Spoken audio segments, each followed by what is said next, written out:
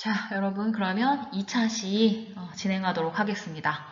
이번 2차 시에서는 떡에 대한 문화에 대한 내용을 좀 다루게 될 거예요. 내용이 좀 많긴 하지만 빠른 속도로 제가 나가도록 하겠습니다. 보시죠. 개요를 먼저 보시면 떡이라는 것이 무엇인지에 대한 어떤 정의라고나 할까요? 그런 이야기가 나와 있어요. 한번 읽어볼게요. 떡은 보통 맵쌀이나 찹쌀 또는 잡곡 등의 곡물을 이용해서 물에 불려서 찌거나 삶거나 지져서 익힌 음식이에요. 오랜 세월 동안 우리 생활에 밀착되어 온 뿌리 깊은 음식이라고 할 수 있습니다. 떡의 이용은 주식이나 아니면 잔치 같은 의례를 할 때 사용을 하게 되어 있어요. 떡의 시작은 선사시대 때부터라고 볼 수 있거든요. 농경 문화가 정착되면서 어떤 시루가 출토되고 이런 것들, 곡물을 얻어서 잉여 생산물을 갖게 되면서부터라고 볼 수 있어요. 그래서 이런 것들 보면 예를 들어서 유물이 출토가 되거든요. 그런 거 보면은 뭐 이렇게 유물을 출토해서 이런 흔적을 보면은 갈돌 같은 것들이 탈곡 과정에서 얻어진 그런 잡곡 가루를 만들었겠구나. 그래서 이거를 그냥 먹었더니 배가 아파. 이거를 익혀갖고 먹었겠구나. 그런 과정에서 굽거나 지졌겠구나. 이렇게 추측을 할 수 있는 거예요. 그리고 청동기 시대 이후에 떡을 상용했을 거라고 보고 있고요. 정서적인 의미가 반영이 되어 있다고 볼 수 있습니다. 그리고 떡의 종류와 형태가 매우 다양하기도 하고요. 현대의 떡은 진짜 너무 다양하죠. 산업화되고 표준화되고 간소화되고 포장이 과학화되긴 했지만 그런데 글쎄요. 전통적인 방식으로 바로 익혀서 바로 먹은 떡이 사실은 가장 맛이 있죠. 네. 자, 다음 페이지요. 떡의 역사에 대한 걸 보시기 전에 이게 민요 중에 떡 타령이 있어요. 서울 지방에서 불리던 내용인데요. 떡사오 이제 나중에 기회가 되면 우리가 이거 한번 보도록 할 건데 여기 굉장히 많은 내용이 들어있어요. 정월에는 달떡, 2월에는 송병, 3월에는 쑥떡, 뭐 4월에는 느티떡 뭐 이런 내용이 쭉 나와 있어서 굉장히 많은 자료를 가지고 있는 거거든요. 네, 그래서 이런 것들도 우리가 평소에는 아무렇지도 않게 그냥 넘겨버렸다면 요즘에는 이제 귀에 들어올 거예요. 아, 떡의 종류에 대해서 언제 어떤 떡을 먹었는지 얘기하고 있구나 이런 이야기를 생각할 수 있게 되겠습니다. 먼저 상고시대의 떡을 보면은 상고시대라 하면 약간 역사, 그러니까 왕조라기보다는 국왕이 없고 역사서가 없기는 해요. 그래서 이때는 출토되는 이런 것들에 따라서 알 수 있거든요. 그래서 상고시대를 신석기, 청동기, 철기 이렇게 세 가지 시대를 상고시대라고 해요. 그래서 우리나라 한반도에서는 신석기 때부터 원시 농경이 시작되었어요. 물론 수렵과 채직이 주이긴 하지만 이런 피, 수수, 기상 등 작곡을 농사를 지었구나라는 것을 알 수가 있는 그런 환경이죠. 그리고 신석기 시대에는 이렇게 농기구가 발굴이 돼요. 돌칼이라든지 낫 이런 것들이 그래서 농경이 모습이 좀 그려진다고 합니다. 특히나 이런 화덕터의 유적이라든지 빗살무늬 토기 같은 것들이 나오면서 이런 삶는 떡, 그러니까 지지는 떡, 구운 떡, 그 다음에 이런 것들을 좀 볼 수가 있대요. 그래서 떡의 역사를 뒷받침해 줄 수 있는 화덕터라든지 빗살무늬 토기를 보았습니다. 여기 보시면 빗살무늬 토기예요. 근데 되게 재밌는 게 빗살무늬 토기가 더 먼저예요. 신기하죠? 나중에 보시면. 그리고 원삼국 시대 이런 시루를 보면은 이렇게 구멍이 뚫려 있어요. 지금의 시루와 굉장히 유사하게 생겼거든요. 갈돌. 이거 돌을 이용해서 곡식을 넣어가지고 이렇게 가는 거예요. 신기하죠? 자, 그 다음 청동기 시대 및 철기 시대를 볼게요. 시루와 민무늬 토기를 사용해요. 아까 얘기했듯이 빗살무늬 토기는 신석기 시대라면 민무늬 토기는 청동기 이후예요. 그래서 이렇게 보시면 아궁이 철기로 만든 이런 아궁이를 볼 수가 있고요. 그리고 시류와 소세 유적을 한번 볼게요. 이렇게 보면은 이런 한북이라든지 평안도, 그 다음에 뭐 황해도 이런 데에서 주거지에서 발굴이 되었다고 해요. 시류와 소세 유적이 지금도 있을까 모르겠어요. 그래서 이런 것들을 통해서 살펴보면 원시적인 떡은 지지는 떡, 구운 떡이 먼저 시작되었을 것이고 이후에 삶는 떡으로 생겨서 났을 것이다라고 그냥 추측하는 거예요. 떡의 재료가 되는 이런 곡물로 피, 기장, 조, 수수, 쌀, 콩, 보리 등을 알 수 있고요. 쌀을 위주로 만드는 떡은 기대하기 어렵죠. 아직은. 그리고 부여에는 5월의 영고, 예에는 10월의 무천, 고구려는 10월의 동맹이라는 제천 의식을 했어요. 그래서 이런 의식에 사용이 되었을 것이라고 보여지고요. 무속행이나 고사, 불확제, 이런 제사 같은 것들을 오늘날의 풍속과 맥을 같이 하는 것이라고 생각이 된다고 합니다. 그 다음에 이제 역사가 시작이 되는 삼국미 통일신라 시대를 보면 벼농사 중심의 농경 경제를 이루게 돼요. 벼농사 중심이라는 건 아주 중요한 우리나라의 획기적인 어떤 식품사에 있어서 획기적인 부분이라고 할 수 있어요. 이렇게 해서 쌀을 중심으로 곡물 농업이 크게 확대돼요. 그래서 떡도 한층 발달하게 되고 문헌에서 이제 의뢰용으로 널리 이용됐을 거라고 짐작이 될 수 있고요. 시루가 출토돼요. 시루. 그래서 특히 신라시대 98호 고분 뭐 이런데 고구려 안악 3호분 고분 벽화 여기 나오는 것이 안악 4분 고분 벽화거든요. 여기 이제 시루가 보이고 아궁이가 보여요. 그래서 여기 뭔가 시루에다가 뭔가 앉히는 모습, 우물에서 물을 퍼가지고 아니구나. 우물에서 물을 푸는 여인의 모습이래요. 그래서 이런 고분 벽화를 통해서 우리가 시루를 사용했고 뭔가를 찌기도 했고 끓이기도 했구나 라는 것을 알 수 있다는 거죠. 자, 삼국시대를 가보면 설기떡, 친떡으로 좀 볼 수가 있어요. 왜냐하면 삼국유사를 보면은 나와요. 유리왕 원년에 유리와 탈의 이야기가 나와요. 그래서 왕위를 서로 막 사양을 해요. 나 왕하기 싫어 막 이러면서. 그래서 탈의가 유리한테 왕위는 용혈한 사람이 감당할 바가 못 되니까 성스럽고 지혜로운 사람이 치야, 이가 많대요. 그래서 이가 많은 사람을 뽑자. 그걸 어떻게 이가 많은 걸 어떻게 아냐면은 떡을 앙 하고 물어요. 물어봤더니 유리의 이의 개수가 더 많아가지고 유리가 왕에 올랐다라는 기록이 있다는 거예요. 그래서 여기서 말하는 떡이 어떤 종류라는 기록은 없지만 깨물어서 이 자국이 선명하게 날 정도라면 뭔가 쳐서 만든 그런 절편류가 아니었을까라고 추측을 한다는 거죠. 인절미나 아니면 절편 이런 친떡이었을 거라고. 그렇다면 삼국시대에는 치는 떡이 있었구나. 이걸 치려면 먼저 설기를 쪄야 되니까 당연히 설기떡도 있었겠구나 라는 것을 알 수가 있어요. 또 삼국시대 문헌 중에 뭐 여러 가지가 나와요. 여기 죽지랑 이야기도 나오고요. 그리고 재밌는 게 백결 선생 얘기가 나와요. 백결 선생은 검은고를 켜는 선생님이었거든요.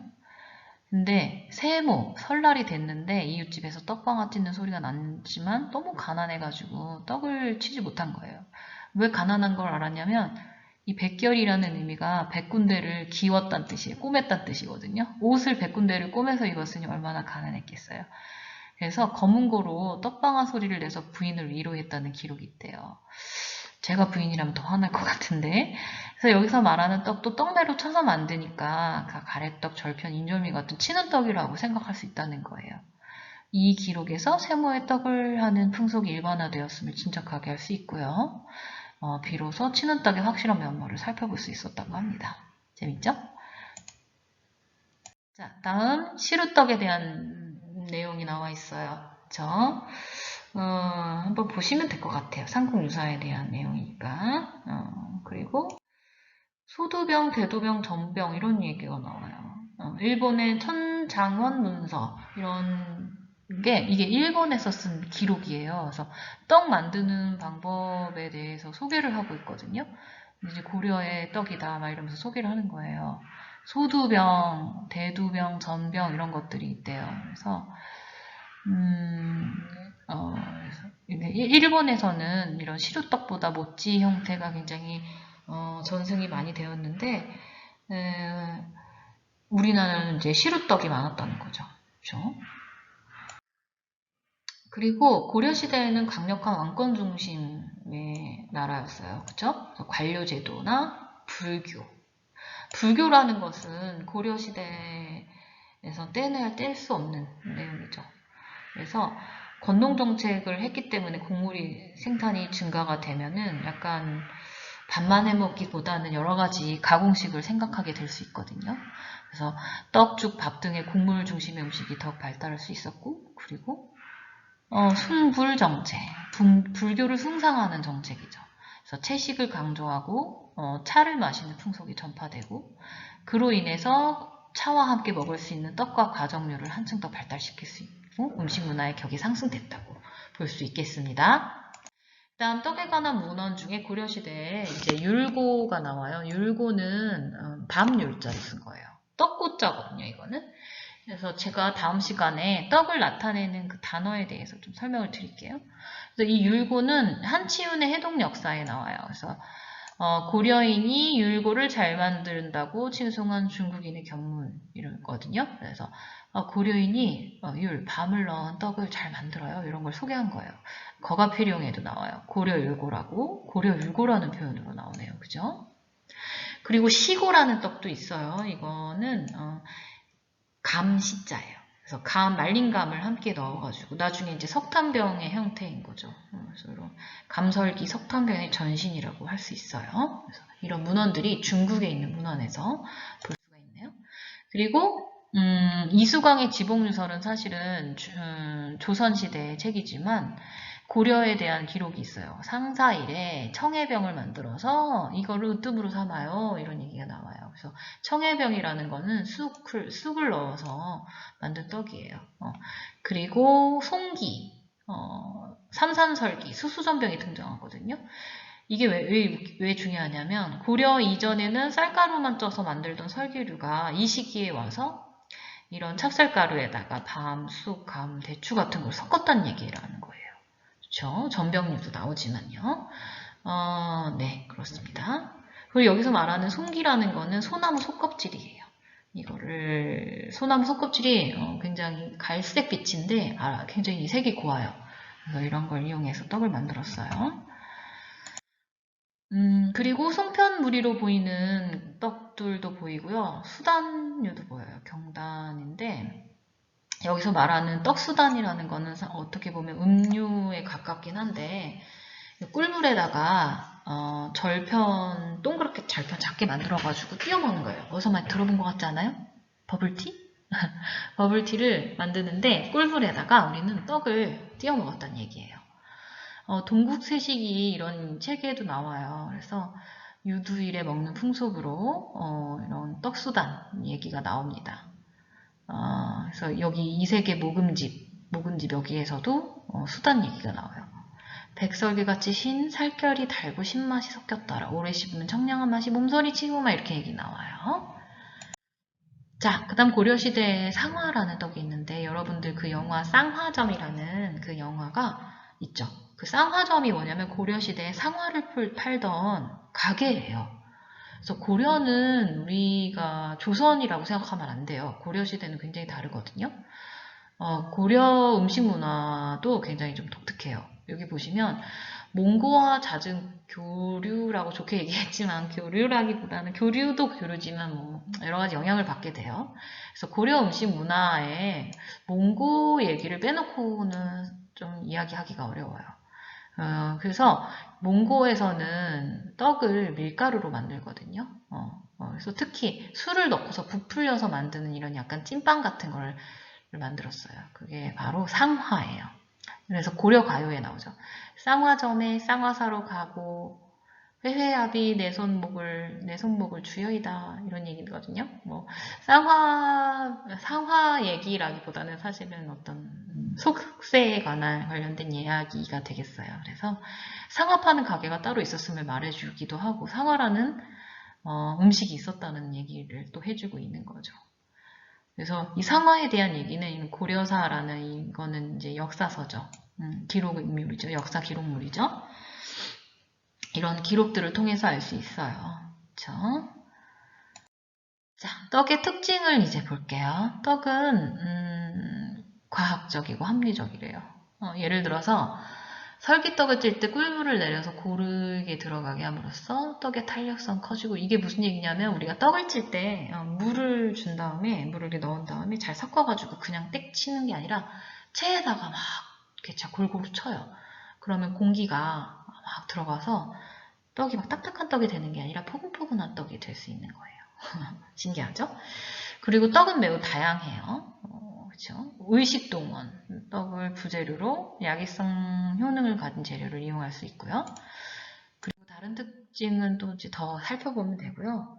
고려시대까지의 특징을 봤다면 조선시대의 떡을 한번 보도록 할게요. 조선시대는 떡이 굉장히 많아요. 왜냐하면 이렇게 보면 알 수 있을 것 같아요. 과학의 문명화가 돼요. 그래서 식품 생산이 굉장히 많아지면서 조리 가공이 과학화되고 향토적으로 발전할 수밖에 없게 되는 상황이 되는 거죠. 특히 유교를 숭상하면서 식생활이 어떤 게 정비가 되는데 뭐 제사라든지 뭐 잔치라든지 이런 게 굉장히 이례적인 행사가 많아요. 그때마다 떡을 많이 썼다는 거예요. 특히 이런 궁중과 반가를 중심으로 해서 사치스러운 떡이 발달을 했는데, 그 이유가 우리 집안이 아주 잘 나가는 집안이야, 이런 거를 보여줄 때 조금 궁중보다 더 많이 막 하면 안 되거든요. 왜냐면 임금을 능멸하는 짓이기 때문에. 그런데 우리 좀 잘 먹고 잘 살아, 이런 거를 표현할 수 있는 방법 중에 하나가 이런 음식이에요. 그리고 떡의 부재료가 굉장히 다양화되고 의례식으로 인해 고임떡이 발달을 해요. 이런 것들이 조선시대 떡의 특징으로 볼 수 있고, 각종 조리서들도 굉장히 많아요. 이렇게 쭉 있습니다. 그리고 조선시대 떡은 설기류 이렇게 많아요. 백설기를 시작으로. 그래서 인절미류, 절편류, 전병류, 단자류 굉장히 많죠. 조선시대 떡의 특징은 약간 이런 행사, 의례 행사의 필수 음식으로 쓰인 거예요. 고려시대를 이어서 명절 및 명절이나 시절식, 명절, 시절식이 범위가 굉장히 넓어졌고요. 유교가 사회에 깊숙이 퍼져가면서 관훈상제의 풍습이 일반화되게 했어요. 그래서 연회, 제사 이럴 때 필수적인 특별식으로 떡이 쓰였다는 거죠. 이런 특징이 굉장히 크고, 떡이 갖는 의미 밀착되어 있어요. 우리 생활에. 그래서 정겹기도 하고 애환이 깃들여 있는 화합을, 협력을, 나눔, 이게 나눔이라는 게 굉장히 커요. 떡을 막 나누죠.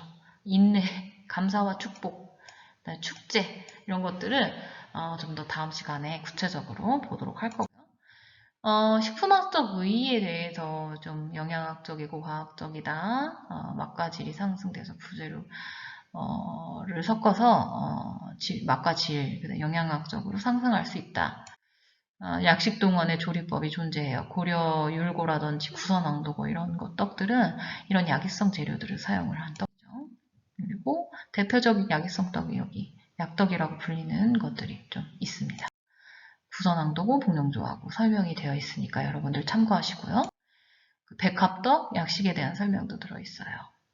자, 석탄병 이야기가 나와요. 그래서 이 교합청소에 나오거든요. 쌀에 잣가루와 감가루를 혼합해서 떡의 맛을 향상시킨 거고요. 삼키기가 아깝다고 해서 애석할 석자에 삼킬 탄자를 써서 석탄병이라는 이름이 붙여졌다고 해요.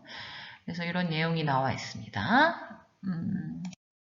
그다음에 은행단자, 은행을 넣어서 쳐서 빚어서 만든 떡이고요. 숙된떡도 어떻게 보면 약이성 재료에 콩찰편, 그죠?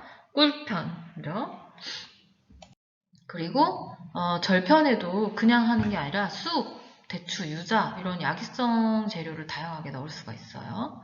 무로박도 어떻게 보면 우리 몸에 붓기를 내려주고 순환을 잘 하게 해주는 떡이거든요. 그래서 이런 떡들이 그냥 삑하고 만든 것이 아니라 우리 몸을 이롭게 하기 위해서 약이성 재료를 사용을 한 거죠. 아까 이제 새머리떡이에요. 새머리떡은 아까 첫 시간에 1차 시에 말씀드렸듯이 새머리 편육 같다고 해서 새머리떡이라고 이름이 붙여졌거든요. 그래서 영양소도 아주 좋고 잘 굳지도 않아요. 그래서 아주 맛이 좋고요. 그 다음에 구기자 화전. 이게 화전을 여러 가지가 있는데 구기자를 만들어서 하는데 구기자가 굉장히 약이에요. 그래서 이 루틴이 많이 함유되어 있는데 이거는 루틴은 사실 메밀에 많이 함유되어 있죠. 근데 이게 혈관, 모세혈관 작용 촉진해서 뇌출혈을 예방한대요. 그래서 고혈압, 그 다음에 혈액순환이 잘 안 되는 사람, 이런 사람들한테 좋다고 하고 동맥경화증 예방하고 혈당을 낮출 수 있는 당뇨병에 효과적인 식품이라고 해요. 그래서 이걸 화전으로 해먹는 거죠. 그렇죠? 구기자 잎을 이용하기도 하고 구기자를 이렇게 짓이어서 만들기도 합니다. 그 다음에 두텁떡 얘기도 나오는데 임금님의 탄신일에 나온 두텁떡이죠. 이거는 이게 자시나 호도, 그 다음에 유자, 밤, 대추, 계피 이런 것들이 사실은 우리가 이렇게 흔하게 먹는 식품이지만 아주 양리성이 강한 음식이고 그리고 맛이 뛰어나고 저장성도 좋아서 우리가 밤, 대추 이런 것들을 그 떡의 재료로 많이 쓰는 이유도 좀 저장이 가능하기 때문이에요. 유자 같은 경우도 우리가 절여놨다가 오랫동안 먹을 수 있거든요. 그래서 이렇게 약이성 재료가 있는 음식들을 먹을 수 있습니다. 이 외에도 잡과병이라는 것도 있고요. 느티떡이라는 거, 아카시아 켜떡, 그다음에 서기편. 이거는 이제 서기를 가루를 내서 만드는 떡이에요. 그다음에 신감초라고 하는 신감초편 혹은 승검초편 이렇게 표현을 하는데 당귀 잎으로 만든 떡이에요. 당귀 잎은 당연히 돌아온다는 뜻이에요. 어떻게 당연히 돌아오냐면 부인의 몸이 당연히 돌아온다는 뜻이에요. 그래서 부인병에 아주 탁월한 효과가 있다고 합니다. 그리고 이제 떡을 분류를 해야 되는데 제가 이제 이번 시간에 이거는 되게 구체적으로 하진 않았어요. 왜냐하면 제가 대면 수업 때 여러분들한테 조금 자세하게 다시 한번 설명을 드릴 거기 때문에 좀 총체적인 원론에 대한 걸 넣어놨거든요. 떡을 분류할 때 떡의 이름을 붙이는 기준이 아주 다양해요. 재료에 따라서, 조리법에 따라서, 의식에 따라서, 생김새에 따라서 이름을 갖게 되는데요. 근데 이게 문제가 뭐냐면 학자들에 따라서 견해의 차이가 좀 있어요. 그래서 여기 보시는 분들이 다 진짜 우리나라 식품사에 있어서 획을 그으신 선생님들이세요. 강인희 선생님, 윤서석 교수님, 황혜선 교수님, 한국연 선생님, 이효지 교수님. 근데 이제 이렇게 찌는 떡 이렇게 쭉 이렇게 나누게 되는데 저는 여러분들이 아시다시피 한복연 선생님의 제자죠. 그래서 여러분들 이 라인으로 오셔야 돼요. 이 라인. 그래서 떡을 분류할 때 조리법에 따라서 분류를 할 거예요. 떡을 쪘느냐, 그죠? 이 떡을 쪄가지고 팡팡 쳤느냐, 아니면 반죽을 만들어서 예쁘게 빚었느냐, 떡을 반죽을 만들어서 기름에 지졌느냐. 그래서 이렇게 하나, 둘, 셋, 네 가지로 분류를 할 거예요. 그래서 여러분들도 떡을 네 가지로 분류하면 어떻게 되죠? 제가 이렇게 물어본다면 찌는 떡, 치는 떡, 빚는 떡, 지지는 떡 이렇게 네 가지로 분류할 수 있다고 대답하실 수 있어야 됩니다. 그래서 이거는 만드는 방법에 따라서 분류한 거기 때문에 그렇게 이해하시면 되겠어요. 그래서 이번 2차 시죠. 2차 시에서 배운 부분도 마찬가지로 1차 시와 마찬가지로 제가 퀴즈를 내드릴 거예요. 그래서 퀴즈를 풀어서 퀴즈는 여러분들 e캠퍼스에 과제에다가 올려드릴 테니까 똑같이 퀴즈를 풀어서 여러분들이 과제 제출을 해주셔야 이거를 제가 출석 체크를 또 할 수 있게 되니까 잊지 마시고 과제 제출 반드시 해주시기 바라고요. 되게 다다다다 시간이 제한이 되어 있으니까 서다다 지나왔는데 제가 대면 수업을 하는 날 좀 더 못했던 설명을 덧붙여서 해드리는 것으로 하겠습니다.